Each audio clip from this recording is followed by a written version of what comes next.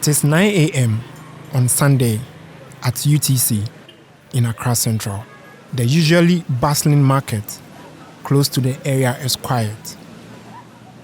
Not much is going on. It is a weekend and traders are in their homes, very far away from this area, preparing to return the next day. But a group of young men, mostly survivors of polio, are doing something quite remarkable. Each one of them has a handmade skateboard.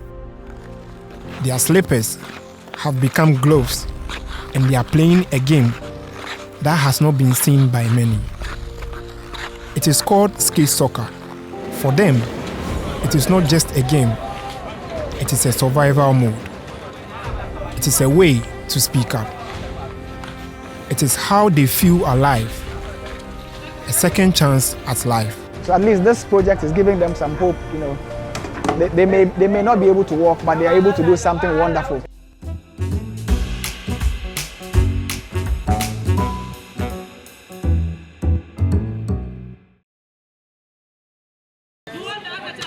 The story of skate soccer in Ghana dates back to the early 2000s.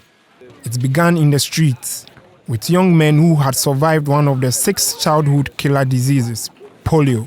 Most of them couldn't walk, so they used small wooden boards with wheels to move around. They needed a pastime, something to take their minds off their struggles. So they started kicking a ball. It started as fun, but it quickly became a passion. It was their sport and a sense of brotherhood. Albert Frimpong is the founder of skate soccer in Ghana. He is the sports administrator, the man who gave structure to the game. It was an idea I had as a child that when I grew up, I would help physically challenged people. So mid-2000s, I was seeing more of them on the streets begging. So with my sports background, I decided to create something for them. And then I started chasing them to sit with me to discuss what I wanted to do for them. I actually had 2 things in mind, racing and soccer. But when I got close to them, we agreed on the soccer. So I named it skate soccer because they skate already. Since 2007, it's been very rough, financially draining. It's cost a lot. I've ended up owing so much because of this project, but I haven't given up. In the long term, I'm hoping to be able to help them get off the streets finally and then live normally like all of us. Some of them were born with the condition, others, got it as they grew up. It was the lack of the injections. As I found out, most of the parents refused the polio injections. So after 8 years old, they break down and that's all. So since the age of 8, 7, 6, 5, many of them have not walked. They've been like this. So at least this project is giving them some hope, They may not be able to walk, but they are able to do something wonderful.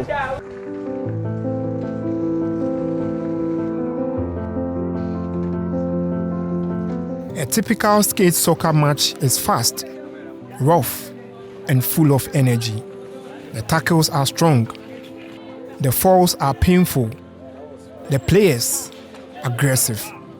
But there is a reason for that. For these players, life has always been a struggle for opportunities.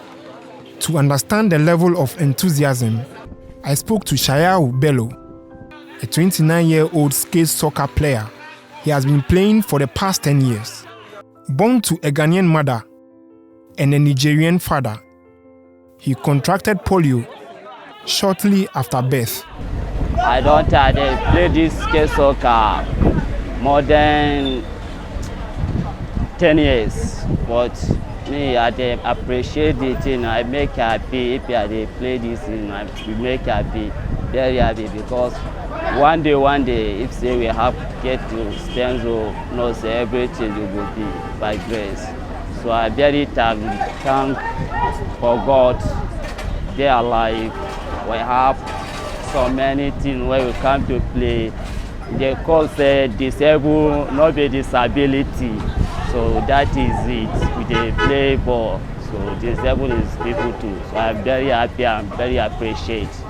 The God help us. 1 hour banding. I grew up before I Before get this, I seek the I became like this. But I was told that it was polio.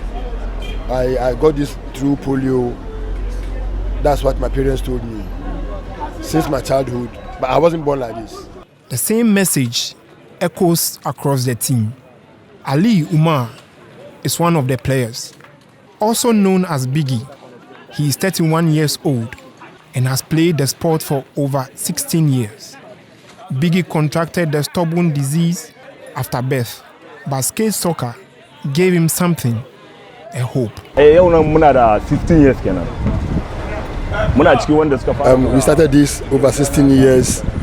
I'm part of the players that play Ghana, Nigeria.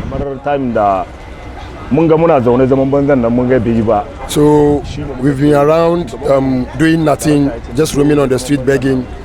So when we heard of the skate soccer, we were all happy. So we decided to join, and then we've benefited a lot from this game.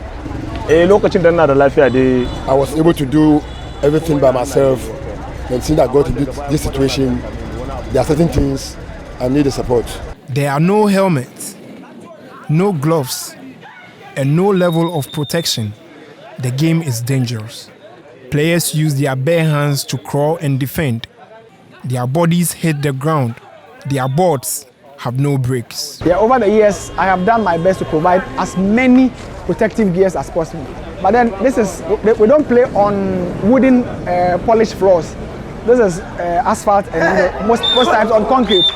So everything we give them, it gets destroyed before the game is over. All the gloves I've bought over the years could never withstand the kind of rough terrain that we have.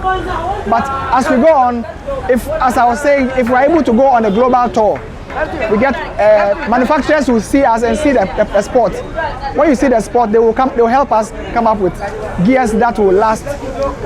Head gears, elbow pad, knee pads, all these things they had, but they lost all, or they destroyed them. So it's been very difficult maintaining that. So at any training program, my prayer is that no severe injury, because people have had their heads hit the concrete in the past, elbows, lots of injuries.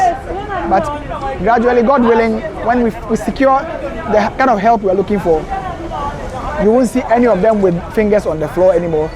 Gloves, elbow pad, knee pads, and headgears. But for many of the players, the dream goes beyond the field. They want to work, to start businesses, to go to school.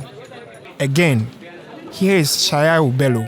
Makaga saboda dai ban samu damar na wuce makaranta ba ne don yanzu. My wish is to continue my education, and I saw this skate soccer and I fell in love with it. But anytime I'm on my feet, I think I have to go back to school, because with my education I can do so many things on my own without begging.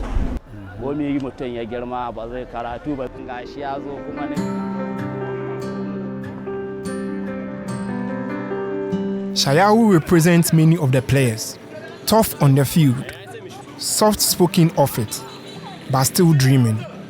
And behind all of them is a man pushing for a better future. With me, when anything is coming for them, I make sure it's presented in the open. If somebody is giving us money, I receive it with them in present. If somebody says, "Coach, this is for transport," it's for me. I make sure there's transparency in dealing with them, because they are also human beings. You don't think for them. I discuss with them what we want to do, what we have to do. So there's that honesty between us. But it's normal. You won't get everybody towing the line. There are still bad ones. This project has cleaned them of drugs, the dirty lifestyles on the streets. You should visit the streets of Accra late in the night and see how life on the street is. It's amazing. The kind of things able-bodied do, they also do. In a world that often treats people with disabilities as invincible, these men refuse to stay hidden. Skate soccer is more than sport. It is therapy. And for players like Ali, it is legacy. My aim is to be on my own, not to be on the street begging. So we always pray to have support or sponsorship so that this skate soccer will go further so that we can be able to do things on our own. In kamar an tallafa mana.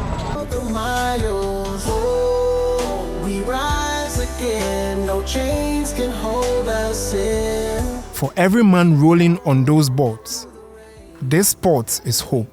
It is family. It is something worth fighting for. From the streets of Accra to the ears of the world, skate soccer is rolling forward. One board at a time, one dream at a time. This is their fight. It is their freedom. Take control. We rise again. No fear, we stand as men. Hope is strong.